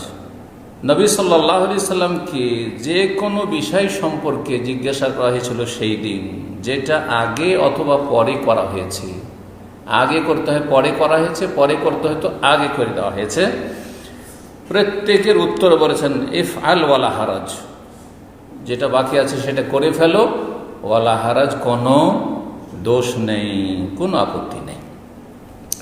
তো যে মাসআলাটি বলছিলাম সেটা হচ্ছে যে এই যে 5টি কাজ, এতে তারতিব হচ্ছে উত্তম, মুস্তাহাব, সুন্নাহ, ওয়াজিব, ফরজ নয়। সুতরাং তরতিবের খেলাফ যদি হয়ে যায়, এই সিরিয়ালের উল্টো পাল্টা যদি কেউ করে দেয়, তাতে দমও লাগবে না। যদি ওয়াজিবাতের মধ্যেকার হতো তাহলে দম দিয়ে ঘাটতি পূরণ করতে হতো, আর রকুন যদি ফরজ হতো তাহলে তাতে আমল নষ্ট হয়ে যাবে যতক্ষণ পর্যন্ত পুনরায় সেটা না করবে, এমনও নয়। তাই হজে যে কাজগুলি রয়েছে 3 ভাগে বিভক্ত করা যেতে পারে। এক হচ্ছে আরকান, রকুন, 2 হচ্ছে আপনার ওয়াজিবাত, আর তারপরে হচ্ছে বাকি সমস্ত কথা কাজ হচ্ছে সুন্নাত, মুস্তাহাব। তো এই তরতিবের খেয়াল রাখা, পর্যায়ক্রমে করা। প্রথম কাজ হচ্ছে বড় জামরাই পাথর মারা। 2 নম্বর কাজ হচ্ছে নিজ হাতে কোরবানি করলে কোরবানি করার, কাউকে ওকিল বানিয়ে দিলে ও যখন করবে সুবিধা, 4 দিনের মধ্যে হলেই হলো, হোক আর না হোক খোঁজ খবর নেওয়া। আমার দেশের লোকের আবার কি করে, হাজিরা, আমার কোরবানিটা অমুক সময় হবে বলেছে, ততক্ষণ অপেক্ষা করে থাকে, মাথা মুন্ডন করা যাবে না। না না না, কোরবানি আমার কখন হবে জানতে চাই, আরে কোরবানি যখন হোক অসুবিধা নেই, আপনার ওইসব তলাশ করার কোনো প্রয়োজন নেই। 2 নম্বর কি বললাম, কোরবানি করা। 3 নম্বর হচ্ছে মাথা মুন্ডন করা। তারপরে আপনি প্রাথমিক হালাল হয়ে গেলেন, আপনি কি করবেন, আপনার এহরামের কাপড় পরে খুলে আপনি পরিষ্কার পরিচ্ছন্ন হয়ে যান, আপনার স্বাভাবিক কাপড় পরে নেন, আর তারপরে বাইতুল্লাহ চলে যান। বাইতুল্লাহ গিয়ে কাজ 4 নম্বর কাজ হচ্ছে বাইতুল্লাহর তওয়াফ করা। যে তওয়াফের নাম কয়েকটি বললাম, তওয়াফে এফাদা হাদিসের ভাষা, ফিকহের ভাষা হচ্ছে তওয়াফে জিয়ারা। হ্যাঁ, আর তারপরে এই তওয়াফকে বলা হয় তওয়াফে ফরজ তওয়াফ। এই তওয়াফকে তওয়াফে রুকুন বলা হয়, যেহেতু হজের রুকুন। এই তওয়াফকে তওয়াফে হজ, হজ এই তওয়াফ ছাড়া হবে না, সেজন্য তওয়াফে হজও বলা হয়। তাহলে এই তওয়াফের নাম হচ্ছে 5টি, জি, একই তওয়াফের নাম। রাসূলুল্লাহ সাল্লাল্লাহু আলাইহি সাল্লাম সেদিন বলেছে ইফআল ওয়ালা হারাজ। প্রথম বছর ছিল, মানুষের ভুল হতেই পারে, আর অনেক ভুল হয়েছে। সুতরাং এইরকম ক্ষেত্রগুলিতে রাসূলুল্লাহ বলেছেন যেটা বাকি আছে করো, আর যেটা করেছো কোনো দোষ নেই। 24 নম্বর অধ্যায় বলছেন বাবুন মান আজাব আল ফুতিয়া বি ইশারাতিল ইয়াদি ওয়ার রাস। এই অধ্যায় হচ্ছে ওই ব্যক্তি সম্পর্কে, ওই আলেম বা মুফতি সম্পর্কে যে ফতোয়া দেয় হাতের ইশারায় অথবা মাথার ইশারায়। অর্থাৎ কেউ যদি কোনো আলেম কোনো মুফতি মাথার ইশারায় জায়েজ জায়েজ নয়, হ্যাঁ, হাতের ইশারায় করো না, করবে করিও না, হাতের ইশারায় যদি ফতোয়া দেয় তো ফতোয়া দেওয়া জায়েজ কি না। তো ইমাম বুখারী রাহমাহুল্লাহ সম্পর্কে মজহাবের মুকাল্লিদগুলো আমাদের সমাজের ভারত উপমহাদেশ বিশেষ করে যারা গোঁড়া মুকাল্লিদ আর ইমাম বুখারী বিদ্বেষী, তারা বলে যে তিনি গায়র ফকি ছিলেন না। যেমন এক জামাতি বলেছে যে আল্লামা আলবানী ফকি ছিলেন না, উনি মুহাদ্দিস। এই একই খুরের এরা মাথা মুন্ডা, একই খুরের, একই বাজারের, একই মার্কেটের এরা। জি হ্যাঁ, ইমাম বুখারী ফকি নয়, গায়র ফকি। আনাস আবু হুরায়রা ফকি নয়, এই বেয়াদবি করেছে, সাহাবায়ে কেরাম তারা অবমাননা করেছে এক শ্রেণীর গোঁড়া মুকাল্লিদগুলো, আর এক শ্রেণীর গোঁড়া মুকাল্লিদ বলছে আলবানী ফকি নয়, মুহাদ্দিস। জি, আল্লাহ এদের অনিষ্ট থেকে আমাদের জাতিকে যেন বেঁচে থাকার তৌফিক দান করেন এবং ফিরে আসার তৌফিক। যারা এদের খপ্পরে পড়ে গেছে আল্লাহ যেন তাদেরকে ফিরে আসার তৌফিক দান করেন। তো বলছিলাম যে ইমাম বুখারী রাহমাহুল্লাহ যদি ফকি না হবেন তাহলে এই ফিকহের অধ্যায়গুলি কীভাবে কায়েম করেছেন? জি, ইমাম বুখারী রাহমাহুল্লাহ মুহাদ্দিসও ছিলেন, ফকিহও ছিলেন। জি, ফকি মানে এ নয় যে কারোর নামে শুধু একটা মজহাব দাঁড়িয়ে গেলে সে ফাঁকি হয়ে যায় আর বাকিরা কেউ ফাঁকি নয়। এটা যদি কেউ বুঝে থাকে তো সে এখন অন্ধকারে আছে। আব্দুল্লাহ বিন আব্বাস রাদিয়াল্লাহু তাআলা আনহুমা থেকে বর্ণিত, আন্না নবী সাল্লাল্লাহু আলাইহি ওয়াসাল্লাম সুইলা ফি হাজ্জাতিহি, নবী সাল্লাল্লাহু আলাইহি ওয়াসাল্লামকে জিজ্ঞাসা করা হয় তার হজে। তার হজ ছিল একটি হজ, বিদায় হজ, সেটি ছিল শেষ হজ, সেটি প্রথম হজ ইসলামের ইতিহাসে। ফাকাল যাবাহতু ক্বাবলা আন আরমি, আমি কঙ্কর মারার আগে জবাই করে ফেলেছি। আগে কি করতে হবে? কঙ্কর মারতে হবে, কিন্তু জবাই করে ফেলেছি। ফাআউমা বিয়াদি, হাতের দ্বারা ইশারা করলেন। কাল লা হারাজ, হাতের দ্বারা ইশারা করলেন, অসুবিধা নেই, করো। ওয়াকাল, আরেকজন বলছে হালাকতু ক্বাবলা আন আযবা, আমি মাথা মুন্ডন করে ফেলেছি জবাই করার আগে। পাথর মেরেছে, কারণ মাথা মুন্ডন করে ফেলেছে জবাই করার আগে। ফাআউমা বিয়াদি, হাতের ইশারা করে বললেন ওয়ালা হারাজ, কোনো দোষ নেই, কোনো দোষ নেই, করো। তাহলে হাতের ইশারা করে অথবা মাথার ইশারা করে কি করা যাবে? ফতোয়া দেওয়া যাবে। কিন্তু একটি শর্ত হচ্ছে ইশারা মফহুমা হইতে হবে, মানে এমন ইঙ্গিত হইতে হবে যেটা মানুষ বুঝতে পারে, বুঝতে পারে। জি, আর যেই ইঙ্গিতটা, যেই মাথার ইশারা বা হাতের ইশারাটা যেইভাবে যেই সমাজের লোকেরা বুঝে। জি, বাঙালি সমাজ আলাদা, কেরালা সমাজ আলাদা। আপনাদের উদাহরণ বলি, এখানে প্রবাসে থেকে দেখেছেন, হ্যাঁ, আমরা যদি হ্যাঁ করি তাহলে কি করব আমরা বাঙালিরা? হ্যাঁ, তাই না? মাথা এইভাবে ঝুঁকালে হ্যাঁ হইল, কিন্তু কেরালাদের হ্যাঁ মানে এটা হচ্ছে উল্টা হয়ে গেল না? বাঙালিদের কাছে এরকম করা মানে না না। তাহলে বোঝা গেল যে ইঙ্গিতটা, ইশারাটা যাকে বোঝাচ্ছেন ইশারা করে সে কি বুঝছে। আর আপনার ইশারাটা অস্পষ্ট না হয়, ইশারা যদি উপলব্ধি করতে পারে, বোধগম্য হয়, তাহলে সেটা কথার কাজের, কথার বিকল্প, সেটা হচ্ছে কথা অথবা কাজের বিকল্প। কেউ যদি ইশারা করে তাহলে কি বুঝবেন? মানে খুন করবে সে। জি হ্যাঁ, জি হ্যাঁ, আছে এর হাদিসে আপনার সাদ বিন মুআয রাদিয়াল্লাহু তাআলা আনহু হাদিস রয়েছে বনু কুরাইজাদের ক্ষেত্রে। জি, 85 নম্বর হাদিস আবু হুরায়রা রাদিয়াল্লাহু তাআলা আনহু থেকে বর্ণিত, আনিন নবী সাল্লাল্লাহু আলাইহি ওয়াসাল্লাম, নবী সাল্লাল্লাহু আলাইহি ওয়াসাল্লাম বলেন, ইউকবাজুল ইলমু, ইলমকে গ্রহণ করে নেওয়া হবে। কে গ্রহণ করবেন? আল্লাহ ইলম উঠিয়ে নেবেন। ওয়ায়াজহারুল জাহলু, অজ্ঞতা বিরাজ করবে। ওয়াল ফিতানু, ফিতনাতুনের বহু বচন, বহুমুখী ফিতনা ব্যাপক আকার ধারণ করবে। ফিতনা, ইন্টারনেটের ফিতনা, সোশ্যাল মিডিয়াতে যতগুলি, ফেসবুকের ফিতনা। জি, আপনার যে কত ফিতনা রয়েছে, এই সব ফিতনাগুলি, ফিতনা, টেলিফোনের ফিতনা, ছোট ছোট ছেলে মেয়েদেরকে এখন সাবালক হয়ে উঠেছে, টেলিফোন ধরিয়ে দিয়েছেন, আর যেখানে সেখানে কি করে ফেলেছে। উধাও, মেয়ে খুঁজে পাচ্ছেন না, ছেলে কাকে নিয়ে উঠিয়ে নিয়ে চলে এসছে। কত বড় ফিতনা বলেন তো। জি, সংসার ভেঙে যাচ্ছে, সংসার ভেঙে যাচ্ছে। কত সুখ শান্তির সংসার, প্রবাস থেকে কত টাকা পাঠাচ্ছে, আর এইদিকে এই টেলিফোন নাজায়েজ ব্যবহার করে টেলিফোনের ফিতনায় পড়ে সে আরেকজনের সাথে কোথাও গিয়ে বসে আছে, আমার ধর্তি করছে, আউযুবিল্লাহ, ডুবে ডুবে নাপাক পানি খাচ্ছে। ওয়াকসরুল হারজ, এবং হানাহানি মারামারি খুব বেশি হবে, খুন। হারজ মানে হচ্ছে আল কাতল। হারজ শব্দটি কঠিন শব্দ, বুঝতে পারি। কিলা ইয়া রাসূলুল্লাহ, জনকীয় ব্যক্তি বলেন, হে আল্লাহ রাসূল, ওয়ামাল হারজ, হারজটা তো বুঝলাম না, হারজ আবার কি জিনিস? ফাকাল হা কাজা, ইশারা করে বুঝলেন হারজটাকে। ফাহাররাফাহা, সেটাকে হাতের ইশারায় এমন করে বুঝালেন, হাতটাকে উল্টালেন। কান্ন ইউরিদুল কাতল, রাসূলুল্লাহ সাল্লাল্লাহু আলাইহি ওয়াসাল্লাম যেটা বুঝাইতে চাইছেন সেটা হচ্ছে যে খুন খারাবি বুঝাইতে চাইছিলেন। খুন খারাবি খুব বেশি বেড়ে যাবে। 86 নম্বর হাদিস, এখানেও ইশারা আর কথা রয়েছে, ইঙ্গিত করে বোঝানোর কথা রয়েছে। তাহলে ইঙ্গিত করে যখন বোঝানো যায় কোনো কথা, তাহলে ইঙ্গিত করে হ্যাঁ না বলা যাবে, দিনের কথা বলা যাবে, শেখানো যাবে। ফাতেমা রাদিয়াল্লাহু তাআলা আনহা থেকে বর্ণিত, তিনি আসমা রাদিয়াল্লাহু তাআলা আনহা থেকে বর্ণনা করছেন, কালা, তিনি বলছেন, আতাইতু আয়েশা আসমা বিনত আবি বকর, ছোট বোন আয়েশা রাদিয়াল্লাহু তাআলার কাছে আসলেন। ওয়াহিয়া তুসাল্লি, সেই সময় তিনি সালাত আদায় করছিলেন। ফাকুলতু মা শানুন নাস, আমি বললাম যে লোকজনের কি হয়েছে, এই সময় কেন সালাত পড়ছে? এটা তো সালাতের সময় নয়, লোকজন মসজিদে সালাত আদায় করছে। ফাআশারাত ইলাস সামাই, যেহেতু সালাত অবস্থায় ছিলেন আয়েশা, তো বড় বোনকে ইঙ্গিত করছেন কোন দিকে? সালাত অবস্থায় ইঙ্গিত করছেন, মানে আকাশের দিকে দেখো তাহলে বুঝতে পারবে। জি। ফাইদান নাসু কিয়াম, দেখছি লোকজন দাঁড়িয়ে সালাত আদায় করছে। ফাকালাত সুবহানাল্লাহ, বললেন সুবহানাল্লাহ। কুলতু আয়া, লোকজন একবারে জমিয়ত হয়ে গেছে আর সবাই সালাত আদায় করছে, মনে হচ্ছে যে কিয়ামতের কোনো লক্ষণ চলে এসছে নাকি, বড় কোনো নিদর্শন নাকি।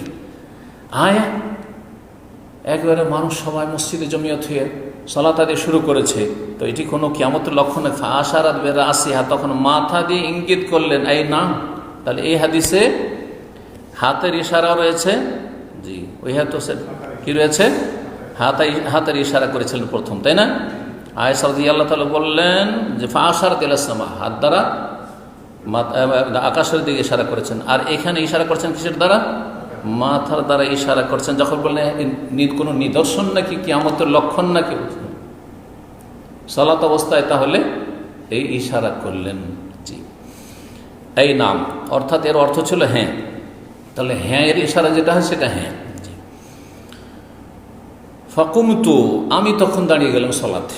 আসমা রাদিয়াল্লাহু আনহা বলছেন, হাত্তা আলানিল গাশ, এত লম্বা সালাত ছিল যে আমি বেহুশ হতে চলেছিলাম, মানে আমি বেহুশে পড়ে যাচ্ছি, মনে হচ্ছে সেন্সলেস হয়ে যাচ্ছি। আমার ওপর বেহুশি, বা জ্ঞানশূন্যতা কি করেছে, আমাকে ঢেকে ফেলেছে, এটা শাব্দিক অর্থ। ফাজে আলতো আসুব বা আলা রাসেল মা, হুঁশ হতে একটু মনে হচ্ছে মাথা চক্কর দিয়েছে, বেহুশ হয়ে যাব। তখন আমি আমার মাথায় পানি ঢালা শুরু করি। তাহলে বোঝা গেল যে বেহুশ হতে যায় তার মাথায় পানি ঢাললে কি হয়? সচেতন হয়।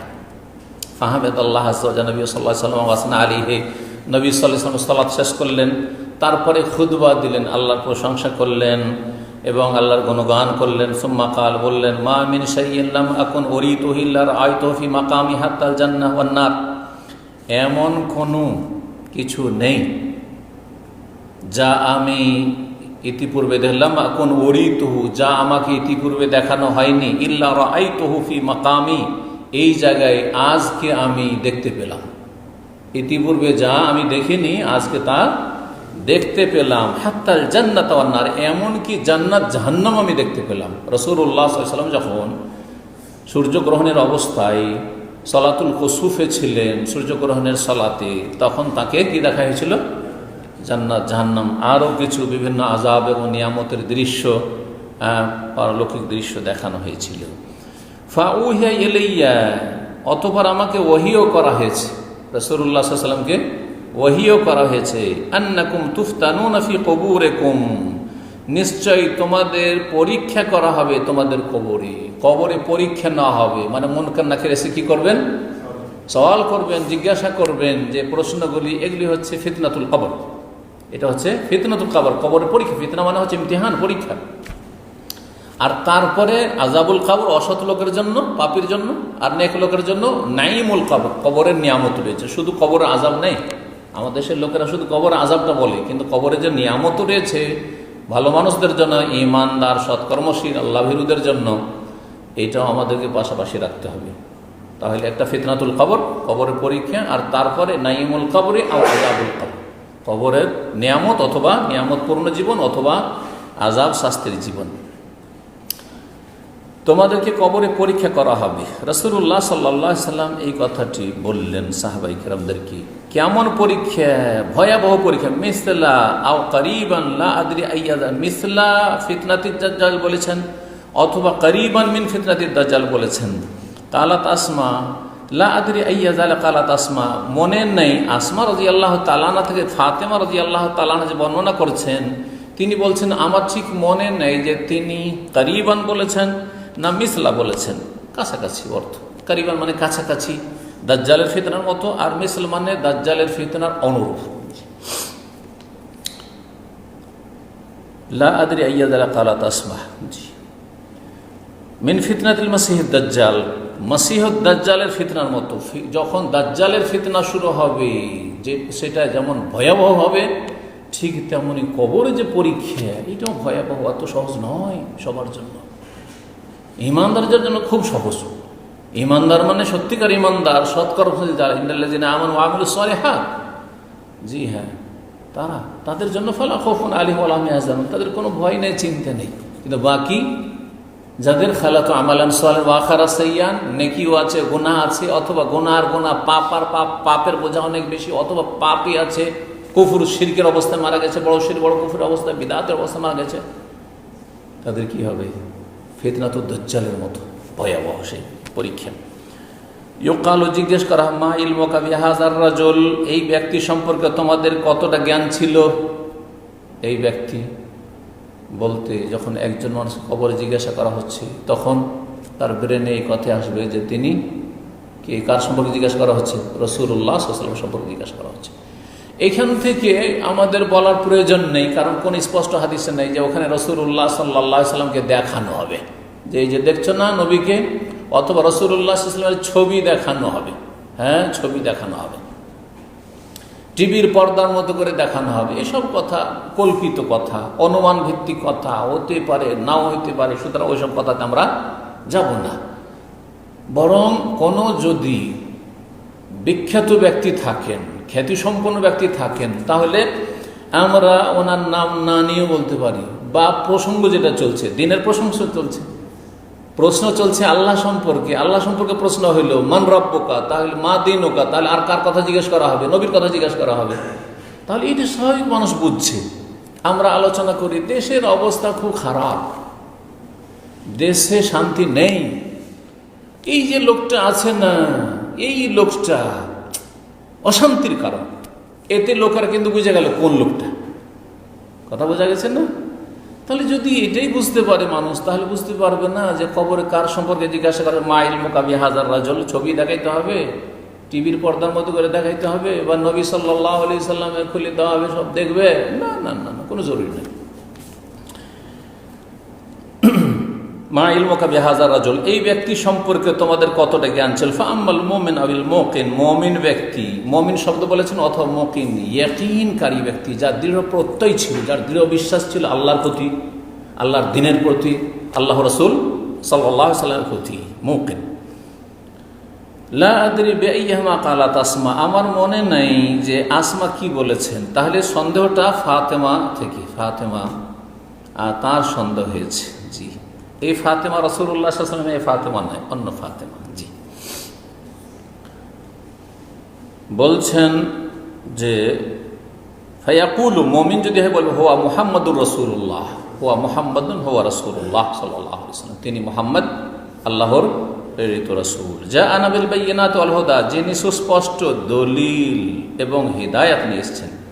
ফাআজাবনা ওয়াত্তাবানা, আমরা তার ডাকে সাড়া দিয়েছি, তার দাওয়াতে, এবং তার অনুসরণ করেছি। হুয়া মুহাম্মাদুন, তিনি মুহাম্মদ রাসূলুল্লাহ সাল্লাল্লাহু আলাইহি ওয়াসাল্লাম, সালাসান, তিনবার করে বলবে। ফায়ুকালু, তখন বলা হবে, এখানে সংক্ষেপ করে দেওয়া হয়েছে, প্রথম প্রশ্ন বলা হয়নি, তৃতীয় প্রশ্ন বলা হয়। তাহলে প্রথম প্রশ্ন কি হবে? মান রব্বুকা, তোমার রব কি? দ্বিতীয় প্রশ্ন কি হবে? মা দিনুকা, তোমার দিন কি? আগে পরে যেটি হোক না কেন। তৃতীয় প্রশ্ন কি হবে? মান নবিয়ুকা বা মা হাযার রাজুল আল্লাযী বুইসা ফীকুম। অন্য রিওয়ায়াতে রয়েছে, এই রিওয়ায়াতে রয়েছে সহিহ বুখারী, মা ইলমুকা বিহাযার রাজুল, ওনার সম্পর্কে তোমার কতটা জ্ঞান আছে? জি হ্যাঁ, যার মাধ্যমে আমি আল্লাহ দিন পাঠিয়েছেন। মালায়েকা জিজ্ঞেস করছে, আল্লাহ দিন পাঠিয়েছেন, মা ইলমুকা বিহাযার রাজুল। তিনটি প্রশ্ন হয়ে গেল। চতুর্থ আরেকটি প্রশ্ন হবে, যখন বলবে যে এই উত্তরগুলো দিতে পারবে মুমিন, তখন তাকে বলবে যে ওমা ইউদরি, কেমন করে জানলে তুমি?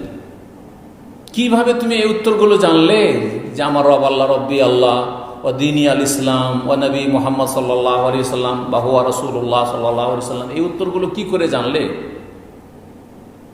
তখন উত্তরে মুমিন বলবে বা ইয়াকিনকারী বলবে, একজন সৎকর্মশীল বলবে, কারাতু কিতাব আল্লাহি ফাআমানতু বিহি ওয়া সাদ্দাকতু। সুনান তিরমিজির হাদিসে, অন্যান্য হাদিসে রয়েছে, মুসনাদ আহমদ, কারাতু কিতাব আল্লাহ, আল্লাহর কিতাব পড়েছি, হ্যাঁ রাসূলের হাদিস পড়েছি, আর আমরা ঈমান নিয়ে এসেছি, ওয়া সাদ্দাকতু, বিশ্বাস করেছি, ওতে জেনেছি যে আমাদের রব হচ্ছেন আল্লাহ, আর আমাদের নবী হচ্ছেন রাসূলুল্লাহ মুহাম্মদ সাল্লাল্লাহু আলাইহি ওয়াসাল্লাম, আর আমাদের দিন হচ্ছে ইন্নাদ দীনা ইনদাল্লাহিল ইসলাম, ওয়া মান ইয়াবতাগি গায়রাল ইসলামি দীনান ফালা ইউকবালু মিনহু ওয়া ফিল আখিরাতি মিনাল খাসিরিন। এইভাবে জবাব দেবে। তখন তাকে বলা হবে, নাম সালেহান, তুমি আরামসে ঘুমাও। সালেহান, সালেহ মানে নেক, ভালো, ভালো অবস্থায় ঘুমাও, সুখে শান্তিতে ঘুমাও তুমি। ওয়াকাদ আলিমনা ইন কুনতা লামুকিনান বিহি, আমরা জানি যে তুমি এই বিষয়গুলি দৃঢ় বিশ্বাস রাখতে, তুমি ইমানদার ছিলে, তুমি এসবের ইয়াকিন রাখতে। ও আম্মাল মুনাফিক আবুল মুরতাব, পক্ষান্তরে মোনাফিক যে হবে এইরকমই কাফের, এইরকম মুশরিক, এই মোনাফিক মানে জন্মসূত্রে মুসলিম, নেই সালাত, হ্যাঁ, পাপের বিশাল বোঝা নিয়ে গেছে, পাপ বেশি, গোনা নেই, আপনার নেকি নেই, এত গোনা করেছে, তাহলে গোনার বোঝা বেশি হয়ে গেছে, ফরজ ওয়াজিব আদায় করেননি, কাবিরা থেকে বাঁচেননি, ফেসে যাবেন সেখানে গিয়ে। মুনাফিক, মুনাফিক আকীদার মুনাফিক হইতে পারে, আবার মুনাফিক যে সালাতে জামাতে জানে সেও তো মুনাফিক, যে সালাত পড়ে না ও তো কুফরি করে, আর কমপক্ষে তো মুনাফিক। জি হ্যাঁ, আর শতকরা 95 জনের বেশি বেনামাজি, আধা নামাজি। সুতরাং এর কি নেফাক না? তো কি বলছেন মুসলিমে সালাত নেই, নেফাক না, মুনাফিকই নয়। মুনাফিক এবং সন্দিহান, সন্দিহান এই জন্য আখিরাতের জন্য কাজ করেন না। পরকালে হাসর মাঠে প্রথম জবাব দিতে হবে সালাত সম্পর্কে, এটা মুসলিমদের জানা নেই, তাহলে মুরতাব, সন্দেহ আছে, তাহলে কাজ কেন করেন না? এই জবাবটাতে আমাকে পাশ করতে হবে, এই অ্যান্সারটা আমাকে দিতেই হবে, এতে আমাকে একবারে উত্তীর্ণ হইতেই হবে। কেন চেষ্টা নেই? কেন চেষ্টা নেই? আপনার বিশ্বাস আছে দুনিয়া বলে কোম্পানি বেতন দিচ্ছে, সেই জন্য চাকরি করছেন, ডিউটি করছেন। না হলে যদি আজকে কোম্পানি বলে যে তোর কালকে থেকে বেতন নেই, একদিনও যাবেন না। বিশ্বাস এবং আশা নিয়ে আপনি কাজ করছেন, আর জান্নাতের আশা নিয়ে কাজ করবেন না আপনি, জাহান্নামের ভয়ে কাজ করবেন না আপনি, আখিরাতে প্রথম উত্তর দিতে হবে, সালাত সময় 5 ওয়াক্ত সালাত পড়বেন না আপনি, 17 রাকাতে আপনি কম করার অধিকার রাখেন মুসলিম। জি, তো বলছিলাম যে মুনাফিক অথবা সন্দিহান ব্যক্তি বলল আদরি আইয়াদারে কালাত আসমা, আসমা রাদিয়াল্লাহু তাআলা আনহা তিনি মুরতাব বলেছেন না মুনাফিক বলেছেন সেটা আমার মনে নেই। ফায়াকুলু, একটা বলেছেন উনি, কাছাকাছি অর্থ। লা আদরি বলবে, হা হা লা আদরি। অন্য রিওয়ায়াতে রয়েছে হা হা হাই হাই লা আদরি, জানি না। এখানে শুধু রয়েছে লা আদরি। সামিউতুন নাস ইয়াকুলুনা শাইআন ফাকুলতু, যেহেতু মুনাফিক সেই জন্য সবাই যা বলতো তাই বলতো, মানে সমাজে সবাই নিজেকে মুসলিম বলতো, ও নিজেকে মুসলিম বলতো, কিন্তু আসলে মুসলিম না, আসলে ফরজ ওয়াজিব নাই। বলছেন সামিউতুন নাস ইয়াকুলুনা শাইআন, আমি লোকজনকে শুনতাম কিছু বলতে, ফাকুলতু, আমিও বলতাম। লোকেরা বলতো যে মুসলিম, আমিও বলতাম আমি মুসলিম, মুসলিম। জাতিতে কি সবাই লিখাইতো মুসলিম, আমিও মুসলিম লিখাইতাম, ইসলামের খবর নেই। দেখা দেখে মুসলিম, না এল, না আমল, আর না কিছু। সূরা আসরের উপর আমল না করলে ক্ষতিগ্রস্ত।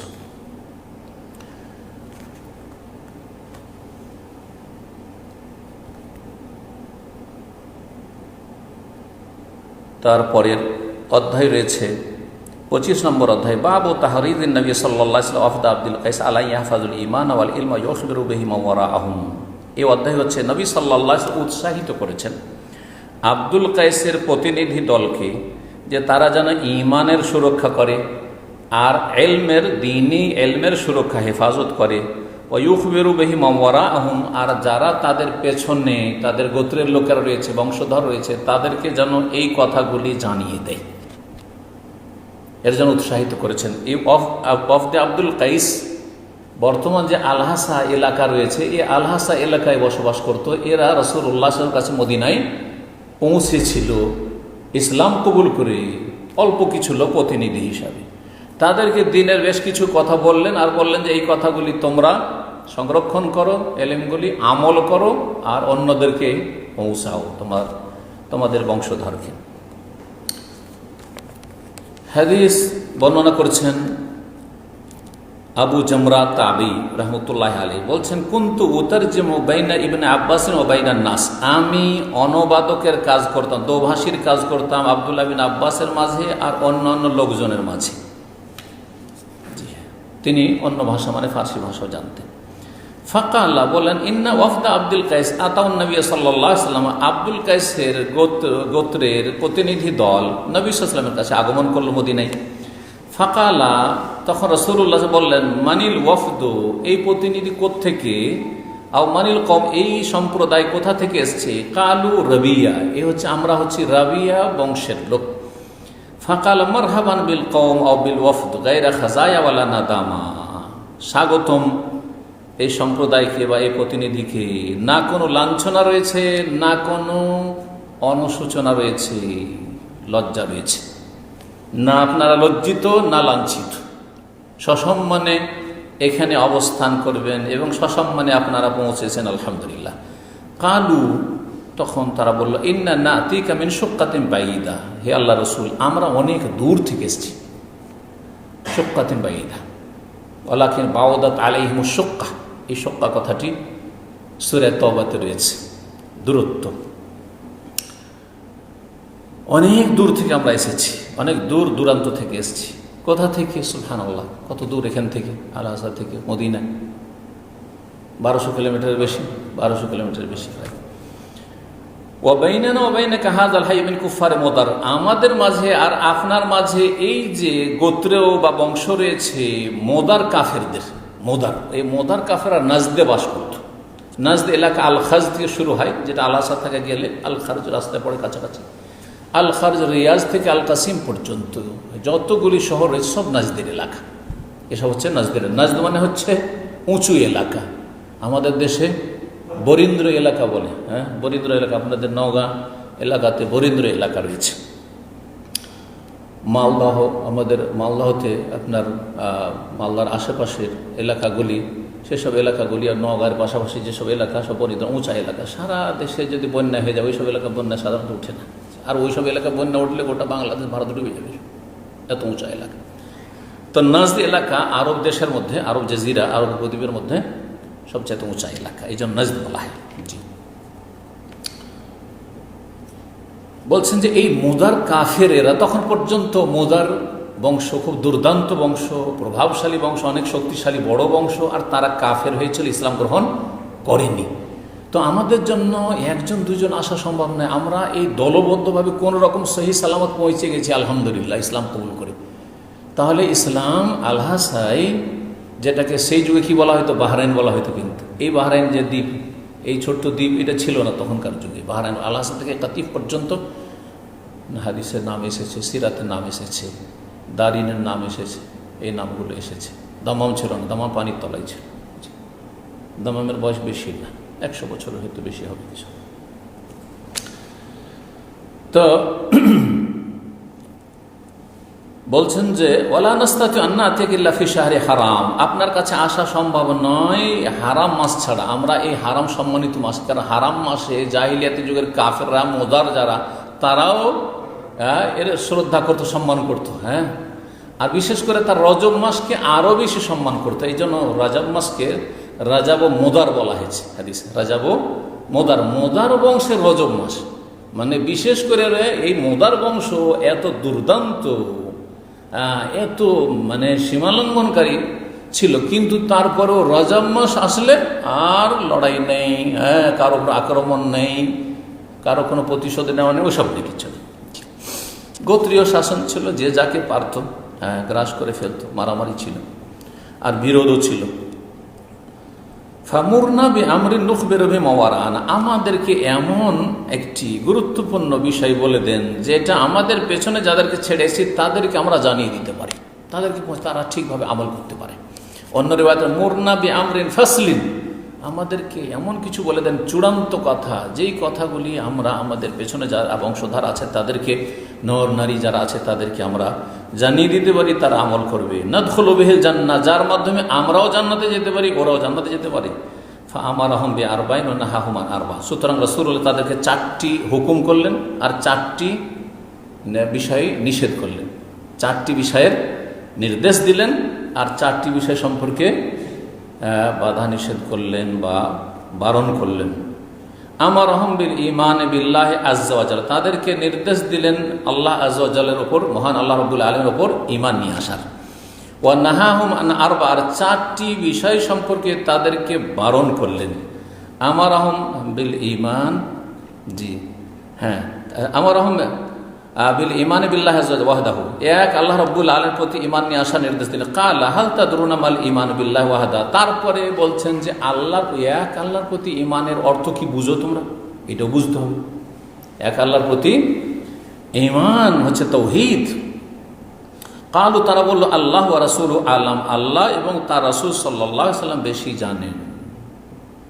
ঈমানের অর্থ কালা বলছেন শাহাদাতু আল্লাহ ইলাহা ইল্লাল্লাহ ওয়া আন্না মুহাম্মাদান রাসূলুল্লাহ। ঈমান, এখানে ঈমানটাকে ইসলাম দিয়ে বোঝাচ্ছেন। তাহলে বোঝা গেল যে ঈমান, ইসলাম, যখন ঈমানের কথা যখন বলা হবে তাতে ইসলামের বিষয়গুলিও প্রবেশ করবে তাতে। আর যখন দুটোকে বলা হবে, ঈমানও বলা হয়েছে ইসলাম, তখন ঈমান বলবো আভ্যন্তরের বিষয়, বিশ্বাসের বিষয়গুলি, যে ঈমানের রুকন খুঁটি 6টি আর ইসলামের স্তম্ভ খুঁটি হচ্ছে 5টি, তখন বলবো। কিন্তু ইসলাম বললে ঈমান তাতে চলে আসবে, ইসলামও চলে আসবে, 6 5 11টি। আর যখন ঈমান বলবো তখন তাতে ইসলামও চলে আসবে সবগুলি। জি, তো ঈমান বলে এখন ইসলাম দিয়ে ব্যাখ্যা দিচ্ছেন। কালা, সাক্ষ্য প্রদান করা, শাহাদাতু আল্লাহ, যে আল্লাহ ছাড়া কোনো সত্য মাহবুদ নেই। তাহলে তৌহিদ, আল্লাহর একত্ব প্রতিষ্ঠা করা, তৌহিদুর রুবুবিয়্যাহ, তৌহিদুল উলুহিয়্যাহ, ইবাদত, তৌহিদুল আসমা ওয়া সিফাত এবং আল্লাহর অস্তিত্ব, তার সাথে 4টি বিষয়, আল্লাহর প্রতি ঈমান। এই 4টি বিষয়ের সমষ্টির নাম মনে রাখবেন। হ্যাঁ, কি আল্লাহর অস্তিত্ব বিশ্বাস করা যথেষ্ট নয় শুধু, কিন্তু 1 নম্বর। 2 নম্বর হচ্ছে আল্লাহর রুবুবিয়্যাহ, আল্লাহর কাজ, আল্লাহর একত্ব প্রতিষ্ঠা, আর আল্লাহর আসমাসের নাম গুণাবলী আল্লাহর জন্য সুনির্দিষ্ট করা, আর তাতে কোনো রকমের ইলহাদ না করা, বক্রপথ অবলম্বন না, অপব্যাখ্যা না করা।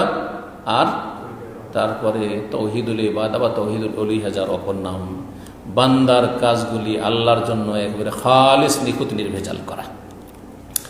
সহজে এই তৌহিদের 3টি প্রকরণ বুঝিয়ে দিলাম আপনাদেরকে। ওয়ান্না মুহাম্মদ রাসূল, আর সাক্ষ্য প্রদান করা যে মুহাম্মদ সাল্লাল্লাহু আলাইহি ওয়াসাল্লাম আল্লাহর রাসূল। তাহলে আল্লাহর প্রতি ঈমান সম্পূর্ণ হবে না যতক্ষণ পর্যন্ত রাসূলুল্লাহ সাল্লাল্লাহু আলাইহি ওয়াসাল্লামের প্রতি ঈমান আপনি না নিয়ে আসেন, বিশ্বাস স্থাপন না করবেন বা সাক্ষ্য প্রদান না করবেন। বিশ্বাস করে তারপরে সাক্ষ্য প্রদান করা। ওয়া ইকামুস সালাত, সালাত কায়েম করা। ঈমান হচ্ছে সালাত কায়েম করা, যে সালাত কায়েম করা ঈমান থাকে না। জি, ওয়া ইতাউজ যাকাত, যাকাত প্রদান করা। যাকাত যদি কেউ না দেয়, অস্বীকার করে, তাহলে ঈমানই থাকে না। আর যদি কেউ অবহেলা করে, কৃপণতা করে, তাহলে ঈমান অত্যন্ত দুর্বল হয়ে যায়, খোঁড়া ঈমান। অসম রমাদান, রমজান মাসের সিয়াম পালন করা। জি, হজের কথা কেন বললেন না এখানে? এই 4টা হয়ে গেল। তাহলে লা ইলাহা ইল্লাল্লাহ মুহাম্মাদুর রাসূলুল্লাহ, সাক্ষ্য প্রদান করা, সালাত কায়েম করা, হ্যাঁ, আর যাকাত দেওয়া, আর রমজান মাসের সিয়াম, 4টি বললেন। কেউ কেউ বলেছেন যে এই 4টি যে নির্দেশ দিলেন, আর কেউ বলছেন না ঈমান বলেছেন, আরও 3টি বলেছিলেন। তো ঈমানের ব্যাখ্যাতে এই 4টি কথা বলেছেন, আর বাকি যে আরও 3টি বলে সেটা এখানে এই হাদিসে উল্লিখিত হয়নি। কেউ কেউ এরকম বলেছেন, আল্লাহু তাআলা আ'লাম। নিষেধ করেছেন কি থেকে বলছেন, হ্যাঁ আর একটা জিনিস অতিরিক্ত দিয়ে দিলেন, কারণ জেহাদ যখন হবে তখন গনিমতের সম্পদ আসবে, সুতরাং গনিমতের বিষয়টিও এটা অতিরিক্ত আরও শিক্ষা দেব। তুতুল খোমসা মিনাল মাকদাম, গনিমতের যেসব সম্পদ তোমরা হাসিল করবে কাফেরদের থেকে, সেগুলি থেকে পঞ্চমাংশ 5 ভাগের 1 ভাগ প্রদান করবে কাকে? রাসূলুল্লাহ সাল্লাল্লাহু আলাইহি ওয়াসাল্লামের কাছে হাজির করে দেবে। হ্যাঁ, এটি বাইতুল মাল, এটি বাইতুল মালে জমা করতে হবে। তখন রাসূলুল্লাহ সাল্লাল্লাহু আলাইহি ওয়াসাল্লাম সেখান থেকে খরচ করবেন। ওয়া নাহাহুম আনিদ দুব্বাই ওয়াল হান্তাম ওয়াল মুজাফফাতি, আর তারপরে এই যে 4টি জিনিস থেকে যে বারণ করলেন, নিষেধ করলেন তাদেরকে। আর দুব্বাহ, দুব্বাহ হচ্ছে লাউয়ের যে আপনার বাকল, লাউয়ের যে বাকল ওপরের খোল, হ্যাঁ লাউয়ের খোল, লাউটাকে আপনার কুঁড়ে কুঁড়ে, আপনার কী বলেন, হ্যাঁ কুঁড়া বলেন, লাউকে কুঁড়ে, আমাদের দেশে পাকা কুমড়াকে কুঁড়ে, কিন্তু লাউ বা পাকা কুমড়াকে করে লাউকে কুঁড়ে সেই লাউয়ের বাকল যেটা চোকা, সেটার পাত্র বানানো।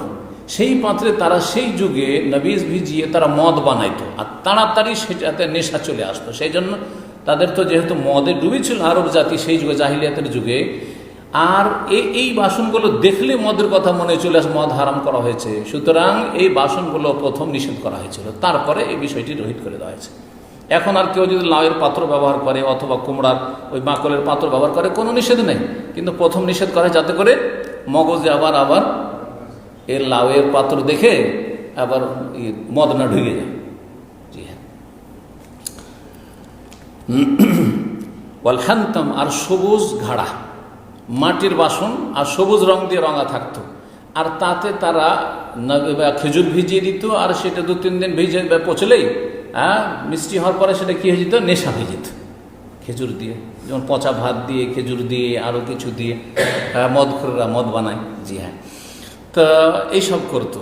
এখন এই সবুজ ঘাড়া যদি দেখে তাহলেই তো তাদের দিমাগে কি ঢুকে যাবে, মদ ঢুকে যাবে। আর কি জানি আবার মদের তো নেশা আছে, মানুষের অভ্যাস তো থাকলে অভ্যাসের দাস হয়ে যায়, ওইদিকে না ফিরে যায়, সেই জন্য নিষেধ করা হয়। মুজাফফাত, আর আলকাতরা মাখানো পাত্র, মাটির পাত্র, আর তাতে কি করতো, আলকাতরা মাখিয়ে দেওয়া হইতো যাতে করে বেশি দিন লাস্টিং করে। জি হ্যাঁ, ওতে তাড়াতাড়ি করে নেশা চলে আসতো, সেজন্য এই পাত্রগুলি নিষেধ করা হয়েছে। আর জাহিলিয়াতের যে এই পাত্রগুলি মদের কাজে ব্যবহার করা হইতো। কালা শোভা, ইমাম শোভা একজন যে বর্ণনাকারী আবু জামরা থেকে, তিনি বলছেন মুহাদ্দিস, রুব্বামা কালা নাকির, সম্ভবত বলেছেন নাকির। 4টির মধ্যে তা কয়টি হয়েছে, 3টি হয়েছে, তাই না? আর নাকির বলেছেন, নাকারা ইয়ান করো মানে হচ্ছে কোনো কিছুকে কি করা, কোঁড়া, হ্যাঁ সেটা হচ্ছে কাঠ, শুকনো কাঠ, শুকনো কাঠকে কাঠ থেকে পাত্র বানানো। আমাদের দেশে লবণ রাখতো একসময়, ছোটোকালে দেখেছি কাঠের, কাঠের কাঠায়, কাঠের পাত্র দেখেছেন, কাঠের পাত্রগুলি আগের যুগে লবণ রাখতো, আমরা দেখি ছোটোকালে সেগুলি পাওয়া যেত। কাঠের অনেক পাত্র, কাঠের দই হয় না আমাদের দেশে, দই, হ্যাঁ। তো এই নাকির ছিল ওইটা, কাঠকে ওপর থেকে করে, আর তারপরে সুন্দর একটা পাত্রের মতো বানিয়ে না, পাত্র হয়ে গেল।